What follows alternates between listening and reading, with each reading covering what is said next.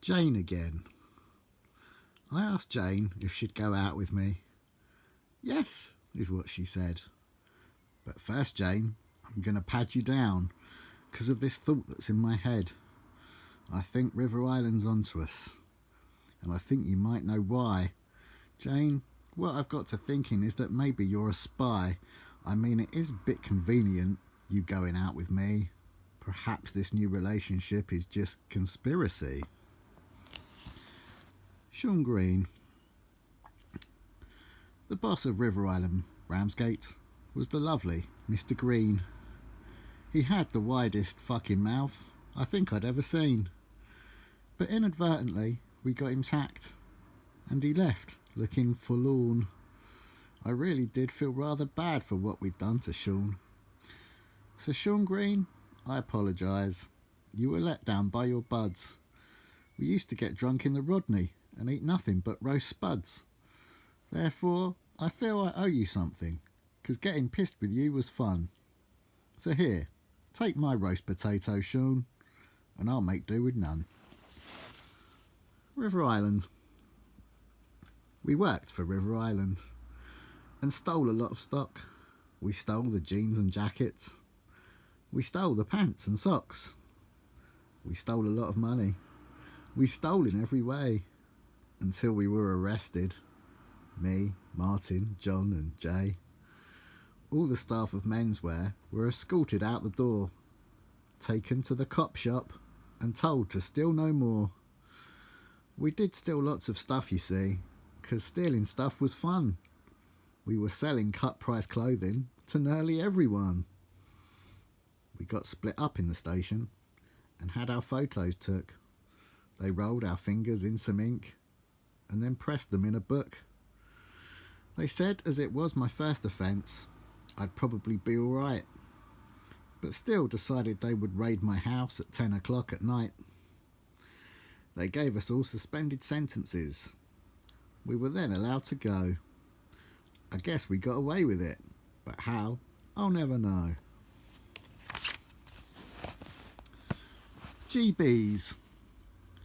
The police, instead of recovering the stolen stock that we had took, seized items we had purchased, so invited us to look at the clothing down at the station that they had taken in the raid, to point out what things we'd stolen and for which things we had paid.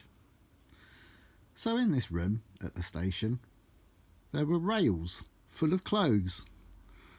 We got to pick what ones to keep, and this is how I chose. I asked the nice policeman which items suited me. The best ones I said I'd paid for, and the rest were robbery. We all departed from the station with the clothes we thought were nice, and the police, who gave them back to us, had this one piece of advice. One thing we recommend to you is don't do this again. If offered work in clothes shops, we think you should refrain.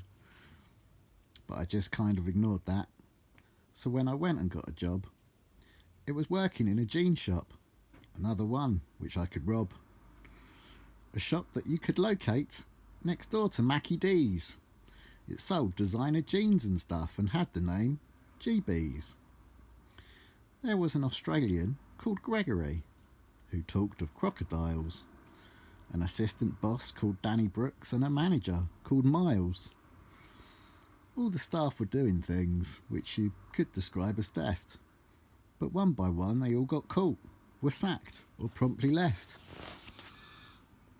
And with each staff member that disappeared, I climbed another rung. I could have been the manager if I hadn't been so young.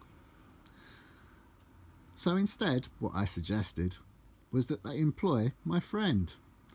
Martin could be your manager. That's what I recommend. He's working down at Hargreaves Sports, a shop just down the way. He will fill your vacancy if you give him better pay. The bosses were impressed with him.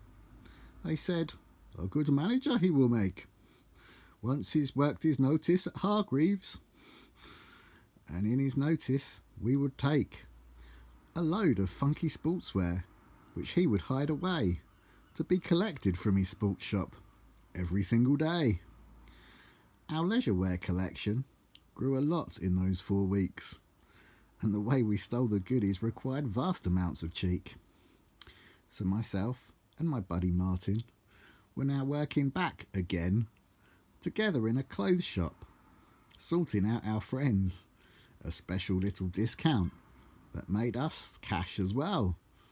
Lots of bitches coming in the shop and lots of clothes to sell. Sometimes we even woke up on the shoproom floor, feeling pretty messy from the night we'd had before. We'd get down the designer jackets and use them as our blankets. The shop was so much bloody fun, it made us want to spank it. Just like the maid Marion was spanked by Robin Hood. But spanking shops just guarantees your stock take won't be good. And there was a stock take coming. So whilst anticipating, I thought I'd find another job rather than just waiting. And to this job I swiftly went, because it was time to flee. This way Martin got to keep his job and blame the stock loss all on me. Moowoof. Cassie was a moowoof. Moowoof was her name. How I nearly shit myself when she bumped into Jane. Folding jeans. Take the jeans and fold them. Stack them up in size. I'd fold and stack them jeans real good, but never got a rise. So as I folded up them jeans, working from the bottom to the top, I'd plot and plan 1,000 ways to steal them from the shop.